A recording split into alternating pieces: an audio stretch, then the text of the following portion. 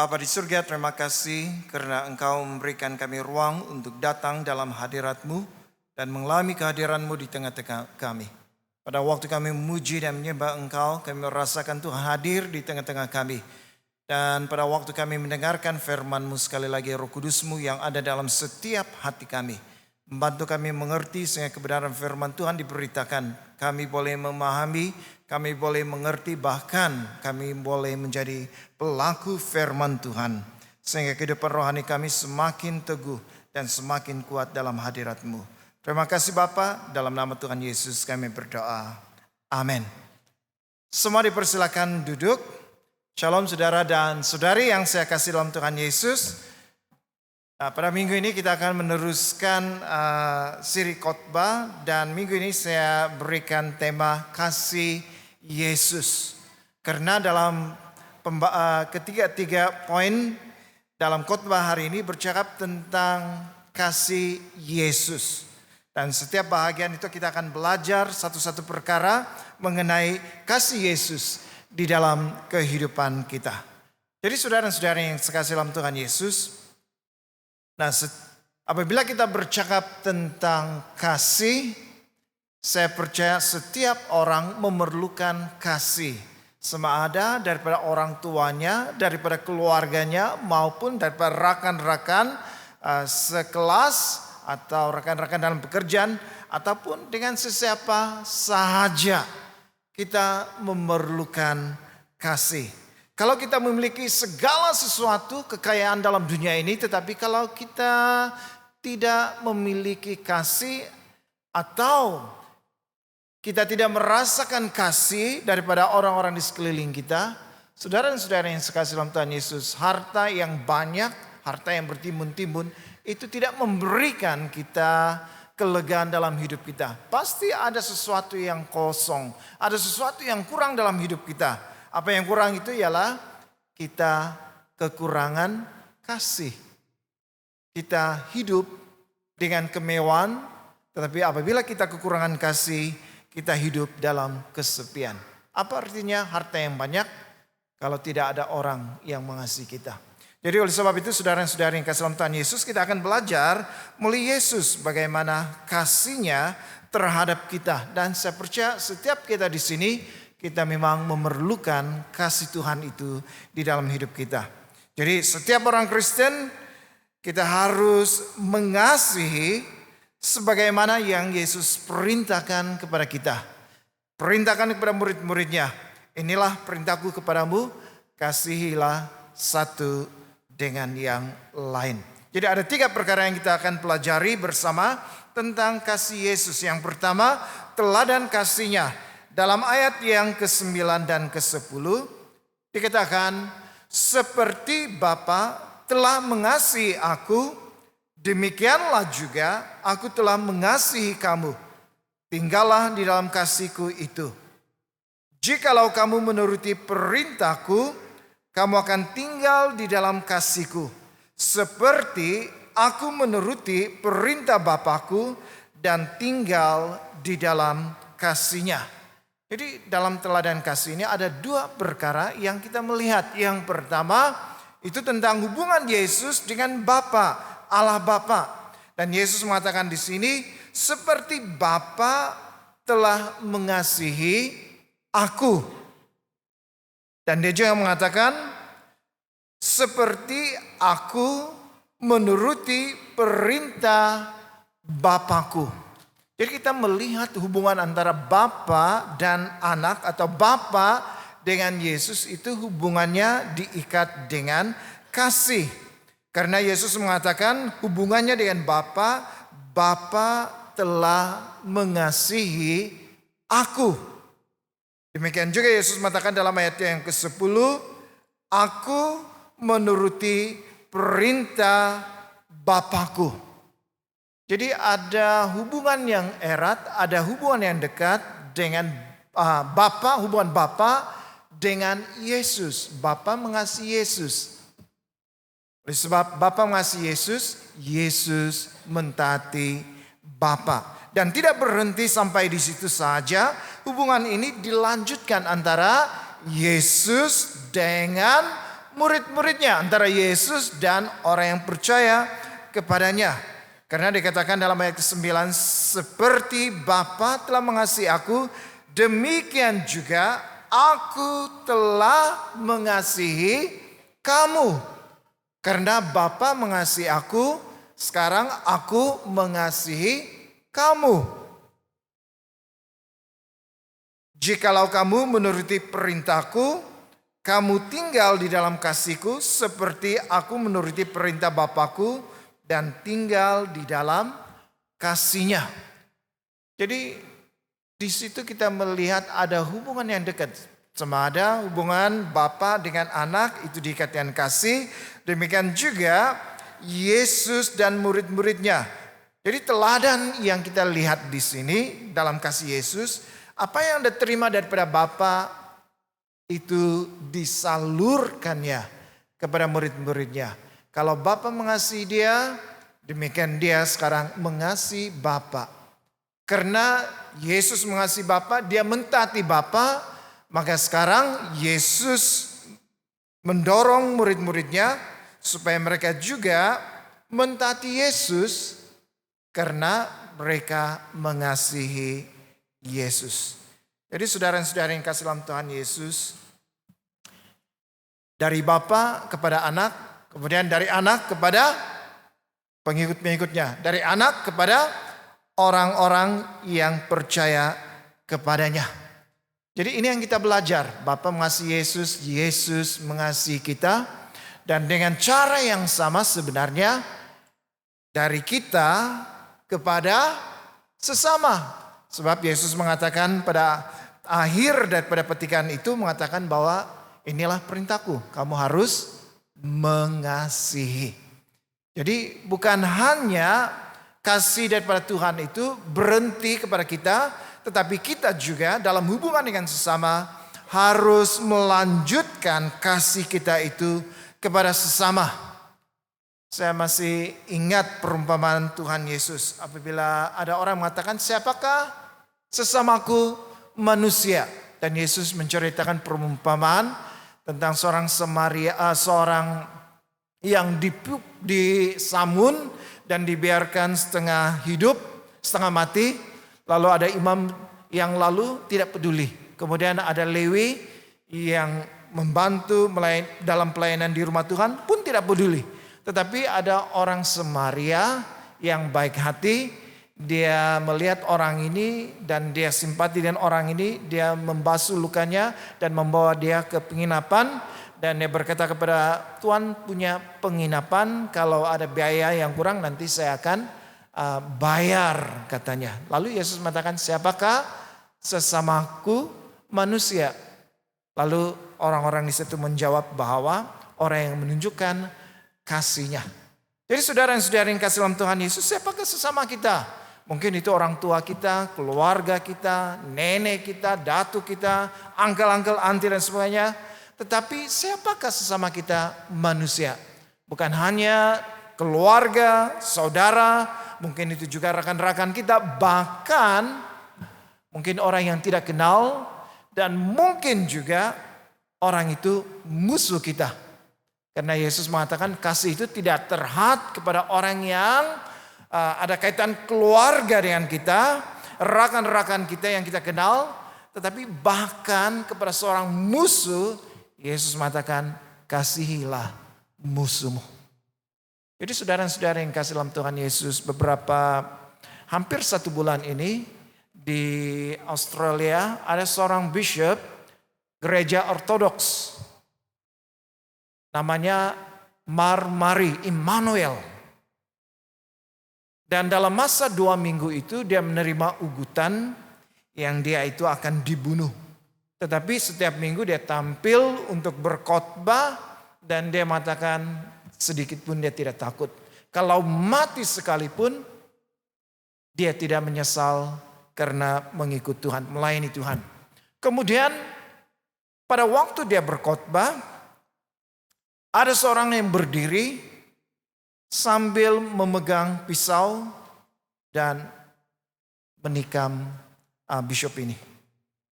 Dan selepas itu 2 minggu kemudian bishop ini tampil berkhotbah, matanya dibalut di sebelah kanan.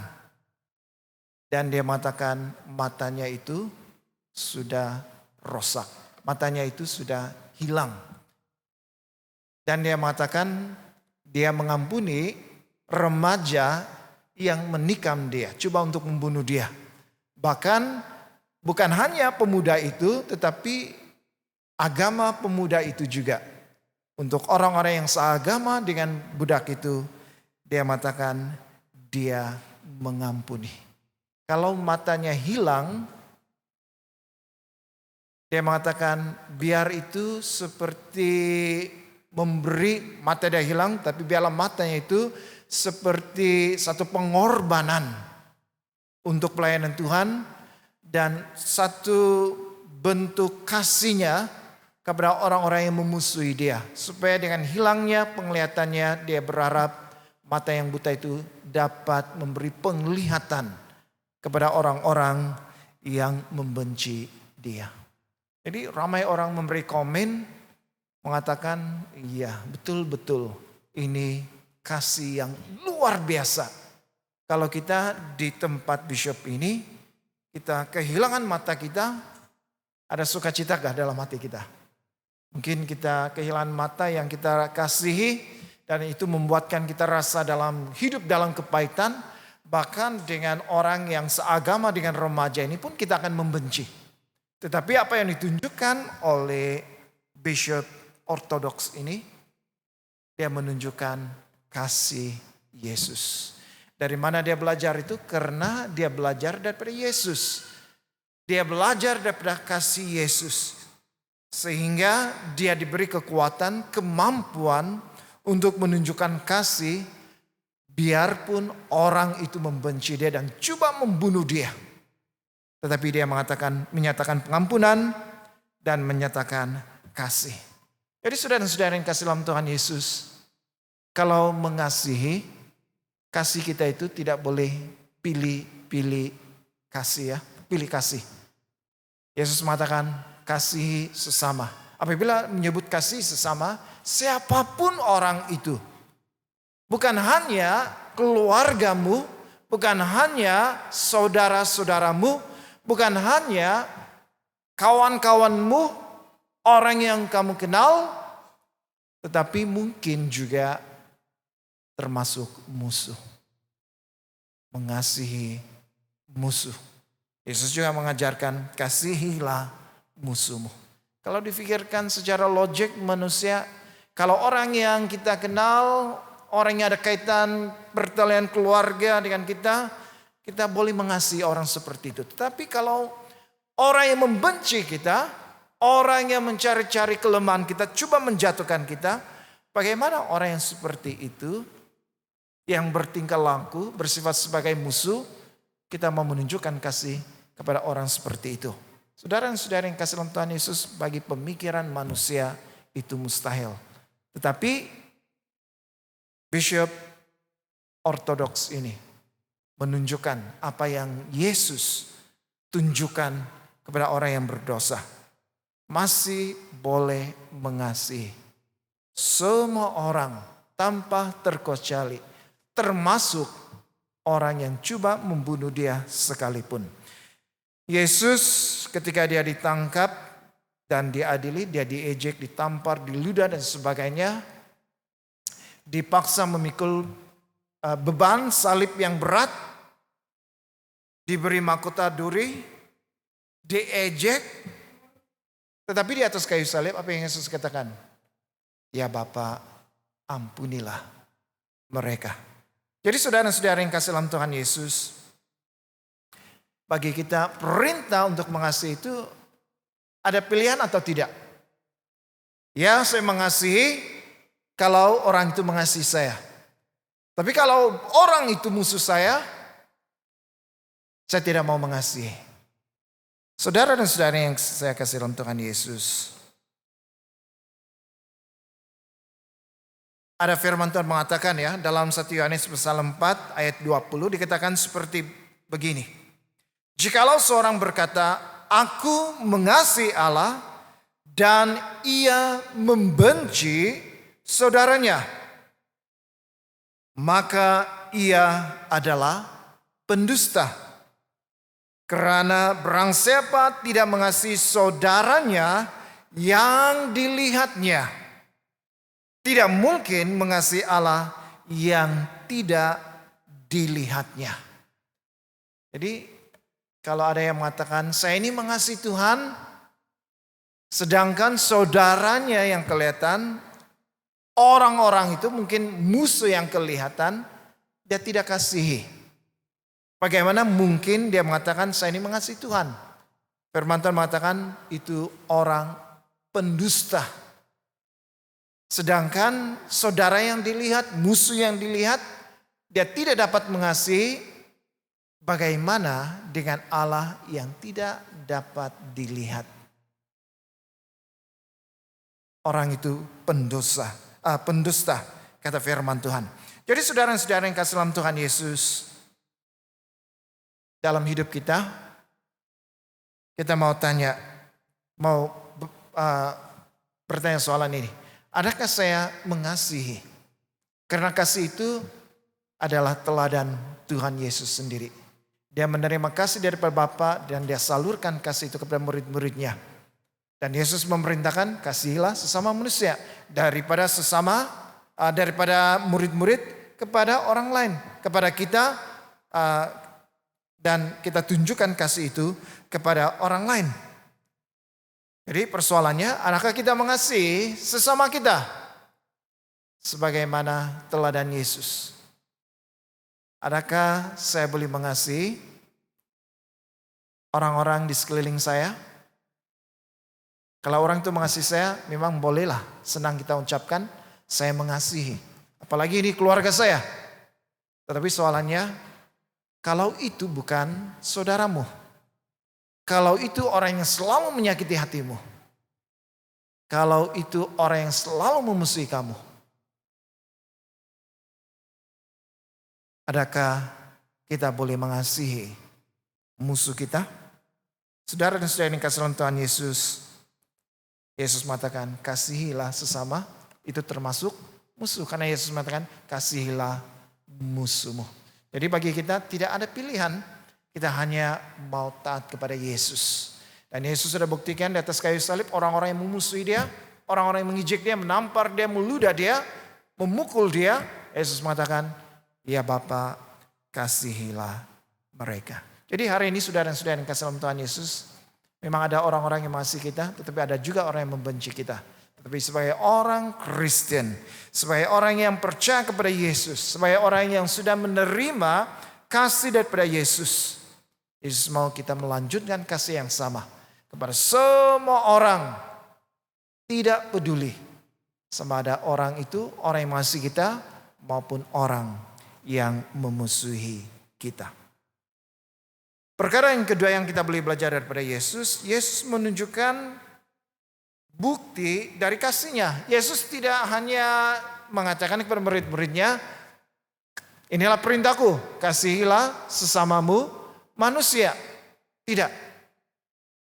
Yesus tidak hanya mengungkapkan kata-kata kasih itu, tetapi Yesus membuktikannya. Dalam ayat yang ke-12 dan 13 dikatakan di sana, inilah perintahku supaya kamu saling mengasihi seperti aku telah mengasihi kamu. Tidak ada kasih yang lebih besar daripada kasih seorang yang memberikan nyawanya untuk sahabat-sahabatnya. Dengan arti kata yang lain, tidak ada kasih yang lebih besar daripada seorang yang sanggup berkorban demi orang lain. Saudara dan saudara yang kasih dalam Tuhan Yesus, Yesus tidak hanya mengatakan mengasihi dengan perkataan, tetapi dia nyatakan itu bukti dalam pengorbanannya. Yesus menyerahkan nyawanya. Bukan hanya kepada murid-muridnya, tetapi sudah pasti secara umum kepada semua orang berdosa. Bagaimana kita melihat kasihnya? Yesus rela mengorbankan nyawanya di atas kayu salib. Dan Yesus mengatakan, ini kasih yang besar karena sanggup mati demi orang lain. Adakah kita seperti Yesus juga ada karena kasih yang besar kita berkorban demi orang lain? Adakah kita memiliki kasih yang seperti itu? Kalau pengorbanan dari segi harta mungkin. Kalau orang dalam kesusahan kita boleh berkorban, berikan harta kita. Keuangan iya boleh, kita berikan keuangan kita. Tetapi bagaimana dengan nyawa? Adakah kita sanggup memberikan nyawa kita demi orang lain? Kalau mungkin, kalau orang yang kita kenal, mungkin. Saya pernah melayani di satu tempat dan setelah saya berpindah dari tempat itu saya mendengar rumah tempat selalu kami berkunjung melawat itu terbakar pada waktu malam. Dan orang yang tinggal di rumah itu ada beberapa keluarga masing-masing menyelamatkan diri. Jadi ada satu bapak yang tidak tahu bahwa anak-anaknya sudah keluar dari rumah. Dan dengan api yang marak itu, bapak itu masuk kembali ke dalam rumah untuk periksa sama ada anaknya sudah keluar atau belum. Dan tubuhnya meluncur. Tanpa dia tahu sebenarnya anak-anaknya semua selamat. Ini pengorbanan seorang bapak. Rela mengorbankan dirinya demi untuk anak-anaknya, keluarganya. Tetapi bagaimana kita mau berkorban untuk orang yang tidak kita kenal. Apalagi kalau orang itu memusuhi kita. Sanggup mati untuk orang seperti itu?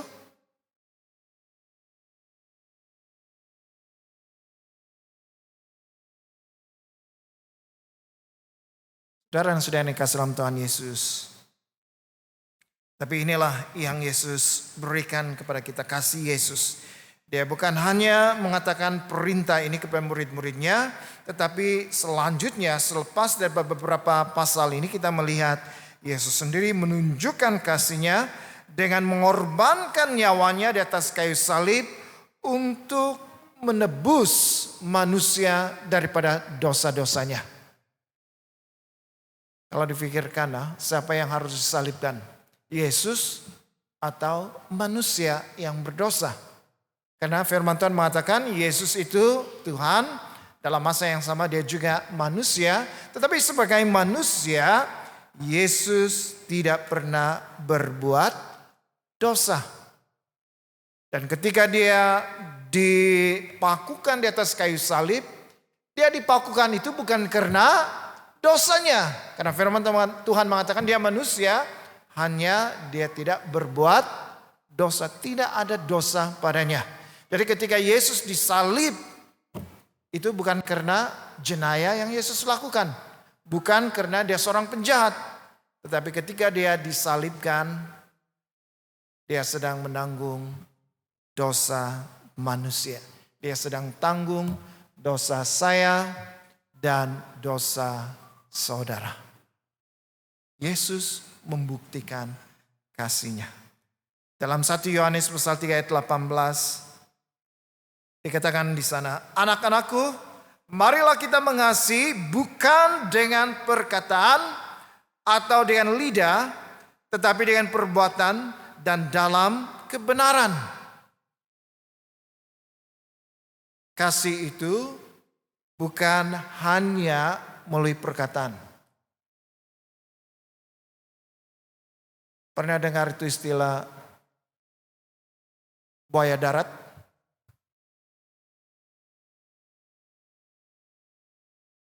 Air mata buaya.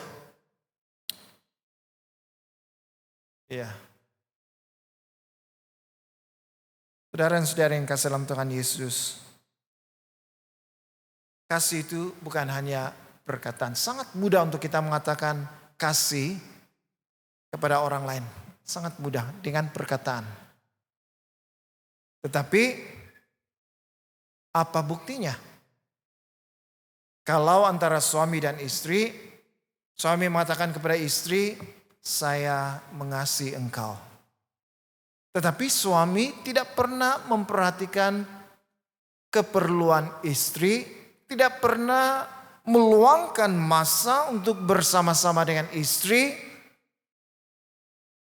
Saudara dan saudara yang kasih dalam Tuhan Yesus, adakah ini namanya cinta, kasih? Tapi apabila ditanya, istri tanya, suami, adakah engkau mengasihi aku? Suami mengatakan iya. Tetapi hanya perkataan. Saudara dan saudari yang kasih dalam Tuhan Yesus, kasih itu tidak hanya sekedar ungkapan perkataan. Tapi kasih itu harus dibuktikan dalam tindakan. Itulah sebabnya firman Tuhan menasihatkan, anak-anakku, marilah kita mengasihi bukan dengan perkataan atau dengan lidah, tapi dengan perbuatan dan dalam kebenaran. Jadi kasih itu harus dinyatakan dalam perbuatan. Kalau suami mengasihi istri, ingatlah hari-hari yang penting. Misalnya ulang tahun perkawinan. Hari jadi dia. Kaum hari ibu tidak lama lagi kan? Saya terbaca dalam grup ada promosi ya, jual bunga. Jadi suami-suami belikan bunga untuk istrimu. Jadi kasih itu bukan hanya perkataan, tetapi dinyatakan dalam perbuatan. Tindakan supaya kasih itu nyata. Pagi ini saya lihat ada satu di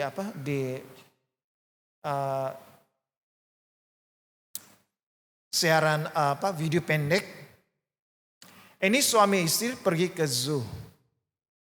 Dan sementara mereka melawat di zoo, suami istri melihat ada sepasang monyet. Monyet jantan, monyet betina. Dan kelihatan monyet jantan itu begitu dia menunjukkan kasihnya kepada monyet betina. Dan istri yang melihat itu, wow, dia bilang, betapa indahnya pemandangan ini. Karena dia melihat antara monyet jantan, monyet betina, begitu dekat, begitu mereka menunjukkan kasih sayang antara satu dengan yang lain. Dan selepas itu mereka pergi ke kandang yang lain. Mereka melihat di situ ada seekor singa dan ada beberapa ekor singa betina. Singa jantan itu berada di tepi ya. Sementara singa betina ada di tempat yang lain. Dan apabila istri melihat itu, dia mengatakan betapa sedihnya pemandangan ini karena tidak ada kasih. Singa betina itu sendiri-sendiri, sementara dia tidak peduli pun kewujudan singa-singa betina. Tetapi suaminya katakan, coba kamu lempar batu singa-singa betina itu. Dan apabila istri ini ambil batu dan lempar kepada singa-singa betina, singa jantan itu tiba-tiba berdiri mendekati singa-singa betina dan mengaum. Karena singa jantan itu dia melindungi singa-singa betina. Hal yang sama dilakukan kepada yang sepasang monyet yang penuh dengan kasih itu. Apabila istrinya lempar monyet-monyet itu, apa yang terjadi? Monyet jantan itu ketakutan. Monyet betina pun ketakutan. Apa yang terjadi? Monyet jantan dia lari ke sana, monyet betina lari ke sana. Lalu siapa yang mengasihi di situ? Nampak seperti mengasihi, tetapi apabila berlaku masalah, monyet jantan meninggalkan pasangannya. Sementara yang dilihat singa jantan yang berada di pojok, apabila singa betina dilempar, dia tampil dan melindungi singa-singa betina. Saudara dan saudara yang kasih dalam Tuhan Yesus, janganlah sampai kita punya perasaan cinta atau kasih kita terhadap sesama itu seperti monyet. Nampak ya macam rapat, dekat, tetapi apabila ada masalah, sama-sama melarikan diri. Jadi saudara dan saudara yang kasih dalam Tuhan Yesus, adakah dalam hidupmu, dalam hidup saya juga, adakah kita mempunyai kasih terhadap sesama kita? Bagaimana kita membuktikan itu? Adakah dengan perkataan saja atau kita lakukan sesuatu dalam tindakan, dalam perbuatan untuk menunjukkan kasih kita terhadap sesama? Beberapa minggu yang lalu kita sedih karena ada 5 keluarga terlibat dalam kebakaran dan 2 daripada itu adalah keluarga anggota jemaah All Saints. Dan apabila itu diberitahukan kepada anggota jemaah, ada orang yang terus mengulurkan bantuan. Saudara dan saudara yang kasih dalam Tuhan Yesus, ada 3 kali saya datang berjumpa dengan keluarga ini untuk menyampaikan sumbangan. 3 kali. Karena ada orang yang menyumbang. Walaupun orang ini tidak kenal siapa orang yang kena musibah, tetapi dia bersimpati lalu menyumbang. Bukan hanya di jemaah bahasa Malaysia, tetapi jemaah di bahasa Inggris dan bahasa Cina. Mereka menyumbang. Mereka kenal? Tidak kenal, tetapi mereka menyumbang. Jadi kasih itu bukan kau kenal, tidak kenal. Kau kenal baru kau mengasihi, kau tunjukkan simpati. Tetapi orang yang tidak dikenal sekalipun, kasih itu boleh ditunjukkan. Berikan sumbangan, itu tindakan yang menunjukkan bahwa orang ini betul-betul mengasihi sesama. Dan yang terakhir saudara dan saudara yang kasih dalam Tuhan Yesus, pemilihan kasih dalam ayat yang ke-16. Dikatakan dalam ayat yang ke-16, bukan kamu yang memilih aku, tetapi akulah yang memilih kamu. Dan ada lagi beberapa perkara tentang Yesus mengutus mereka supaya menghasilkan buah, dan buah yang mereka hasilkan itu buah yang tetap. Itu masih bercakap tentang pokok anggur yang benar. Minggu lalu kita belajar tentang itu, tinggal dalam Yesus supaya kita ini seperti ranting yang tercantum pada pokok anggur itu, Yesus sendiri, maka kita boleh menghasilkan buah di dalam hidup kita. Bahkan kita tinggal dalam firman Tuhan, sehingga melalui firman itu kita dibersihkan sehingga kita menghasilkan buah yang lebih banyak, dan buah itu bercakap tentang kehidupan atau perbuatan-perbuatan yang rohani, yang baik, yang muncul dalam diri kita karena hasil kita tinggal dalam Tuhan Yesus.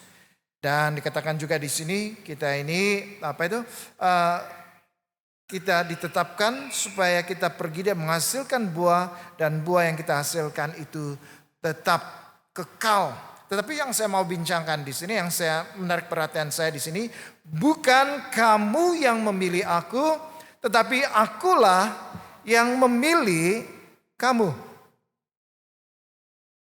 Saya teringat cerita tentang Zakheus dalam Lukas pasal 19 ayat 1 hingga 10. Pada waktu itu Yesus berada di Yeriko. Zakheus mendengar tentang Yesus dan dia ingin sekali melihat siapakah Yesus. Lalu dia mendekat di tempat Yesus berada. Tapi firman mengatakan dia itu orang yang rendah, sehingga kalau dia naik tumit pun tidak dapat melihat Yesus karena Yesus dikelilingi oleh orang ramai. Lalu dia memencet pohon ara dan dari atas dia dapat melihat Yesus yang lalu. Kemudian Yesus mau menumpang di rumahnya, Lazarus turun, Zakheus turun, bukan Lazarus ya, Zakheus turun. Kemudian dia menerima Yesus, dan dalam pertemuan itu Zakheus menjadi seorang yang pemurah, dan orang yang nepras dia kembalikan 4 kali lipat. Jadi dalam cerita ini seolah-olah Zakheus, dia itu kepala pemungut cukai, orang yang kaya, daripada hasil memeras. Ada orang-orang di bawah dia. Kaya, tetapi dia kekurangan. Ada yang kurang dalam hidupnya. Seperti ada yang kosong, yang belum terisi dalam kehidupannya. Ada kekayaan, tetapi masih kosong. Apabila dia mendengar tentang Yesus, dia bersungguh-sungguh mau melihat siapakah Yesus itu. Walaupun pada mulanya dia terhalang, tetapi dia sanggup memanjat pohon semata-mata mau melihat Tuhan Yesus. Sehingga dia bertemu dengan Tuhan Yesus. Seolah-olah kalau kita melihat di sini Zakheus yang berusaha mencari Yesus. Tetapi dalam ayat 10. Lukas pasal 19 ayat 10.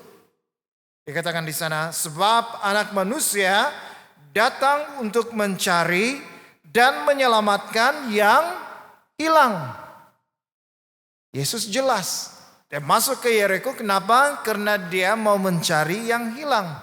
Dan ternyata yang hilang itu ialah Zakheus. Jadi Yesus secara sengaja pergi ke kota Yeriko untuk mencari Zakheus. Jadi siapa yang mencari siapa? Kalau di awal-awal cerita seperti Zakheus yang mencari Yesus. Yang terhalang, tetapi dia berusaha sampailah dia bertemu dengan Yesus. Tetapi dalam ayat yang ke-10, cerita sebenar terungkap. Yang sebenarnya siapa yang mencari siapa? Yesus yang terlebih dahulu mencari Zakheus. Zakheus itu hanya memberi respon terhadap Yesus yang sedang mencarinya. Jadi bukan manusia yang memilih, tapi Yesus mengatakan, akulah yang memilih kamu. Saudara dan saudara yang kasih dalam Tuhan Yesus, apabila Yesus memilih murid-muridnya, itu bukan karena mereka itu layak. Bukan karena mereka itu ada sesuatu yang melayakkan mereka untuk menjadi milik Yesus. Tidak. Kalau kita ingat Petrus selepas daripada kejadian ini, pada waktu Yesus ditangkap, apa yang Petrus lakukan? Dia menyangkal Yesus 3 kali. Thomas setelah kebangkitan pada minggu yang pertama dia tidak bersama dengan murid-muridnya. Murid-murid yang lain memberitahu, kami telah melihat Yesus. Thomas katakan, kalau saya belum lihat saya tidak percaya. Sebelum saya mencucukkan jari saya pada bekas paku di telapak tangannya dan di rusuknya, sekali-kali aku tidak mau percaya. Ini Thomas, seorang yang ragu-ragu. Saudara, bukan karena murid-murid Tuhan Yesus memilih Yesus, tapi Yesuslah dalam kasihnya memilih murid-muridnya. Walaupun mereka tidak layak, tapi Yesus melayakkan mereka. Jadi saudara-saudara yang kasih dalam Tuhan Yesus, di antara berjuta-juta manusia dalam dunia ini, kenapa kita lahir dalam keluarga Kristen? Dan dari keluarga Kristen itu kita mengenal Yesus Kristus. Adakah itu satu kebetulan? Sedangkan di sekeliling kita banyak juga yang lahir dari agama-agama yang lain. Tetapi kenapa Anda lahir dalam keluarga Kristen? Dan kenapa dalam keluarga Kristen itu Anda berpeluang mengenal Yesus sebagai Tuhan dan penyelamat Anda? Adakah kita layak? Firman Tuhan mengatakan bahkan pada waktu Yesus mati. Yesus mati ketika kita ini masih berdosa. Tidak ada sesuatu di dalam diri kita yang cukup membuat Tuhan untuk menerima kita, memilih kita, menjadi miliknya. Tidak ada. Kita ini orang yang berdosa. Tetapi dalam kasihnya dalam kasih-Nya, Dia memilih saya, Dia memilih saudara dan saudari untuk menjadi miliknya. Dalam ayat yang ke-19 dikatakan, sekiranya kamu dari dunia, tentulah dunia mengasihi kamu sebagai miliknya. Tetapi karena kamu bukan dari dunia, melainkan Aku telah memilih kamu dari dunia, sebab itulah dunia membenci kamu. Kita ini dipilih oleh Tuhan, kita ini dipilih oleh Tuhan untuk menjadi miliknya. Karena kita miliknya, kita bukan berasal daripada dunia. Kalau kita berasal daripada dunia, kita sama dengan nilai dunia ini, maka dunia akan menerima kita. Tetapi karena kita ini murid Kristus, karena kita ini milik Kristus, orang tidak senang. Saudara dan saudari yang kasih dalam Tuhan Yesus, dalam beberapa tahun ini saya selalu mengikuti perkembangan orang Kristen di negara jiran. Dan ada beberapa kali ada peristiwa orang tengah beribadah, sedang beribadah. Orang masuk dan membubarkan ibadah. Ada yang tempat ibadah itu disegel, ya, tidak dibenarkan untuk diadakan ibadah. Saudara dan saudari, orang Kristen minority itu golongannya kecil, ditindas oleh majority, agama yang lebih majority. Dan ada juga orang bertanya, kenapa orang Kristen tidak melawan? Karena mereka diperlakukan yang tidak adil, masa beribadah dibubarkan, tempat ibadah ditutup, tidak boleh diadakan ibadah. Tetapi orang Kristen tidak melakukan sesuatu yang kelihatan agak agresif. Tetapi orang Kristen bersifat pasif, ya, tidak lakukan apa-apa.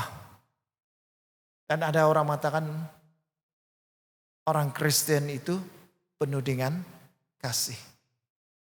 Kalau orang Kristen tidak ada kasih, saya pikir orang mengganggu ibadah, gereja ditutup, pasti ada tindakan yang drastik.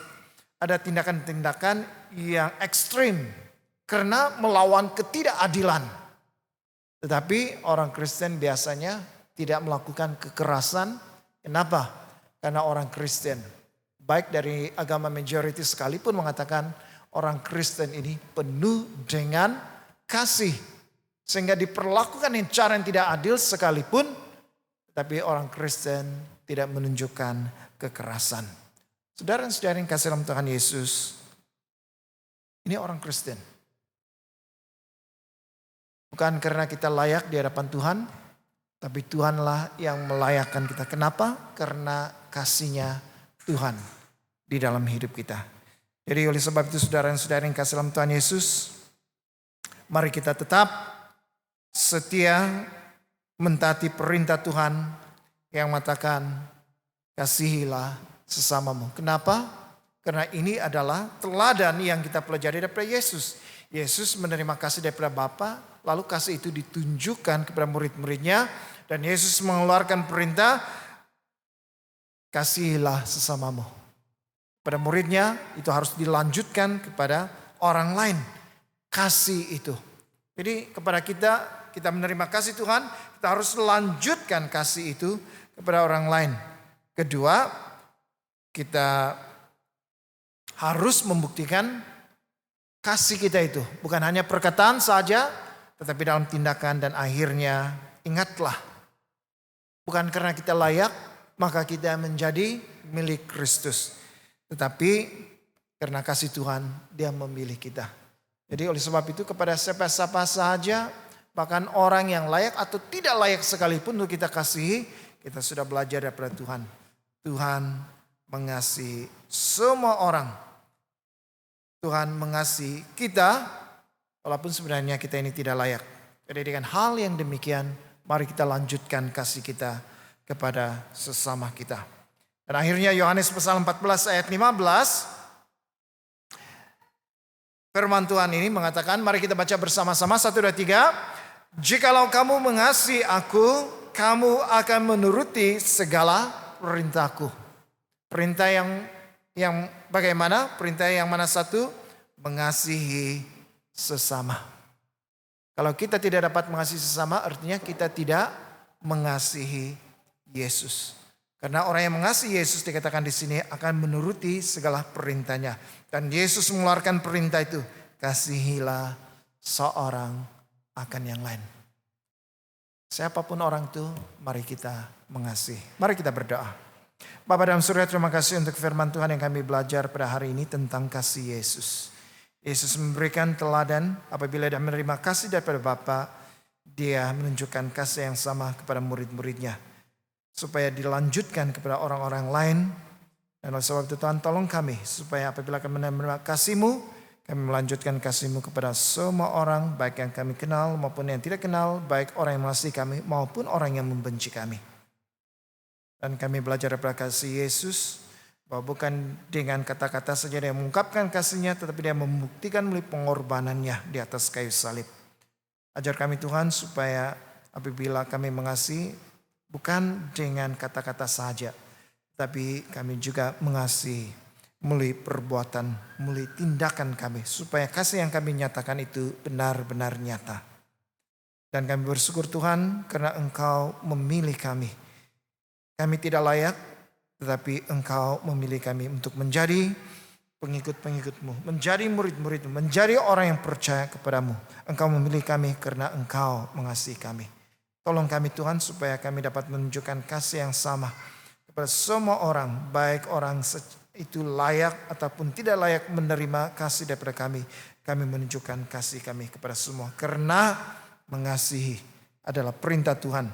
Dan kalau kami mengatakan kami mengasihi Tuhan, maka kami harus menuruti segala perintah-Mu. Terima kasih Tuhan untuk firman-Mu. Dalam nama Tuhan Yesus kami berdoa. Amin.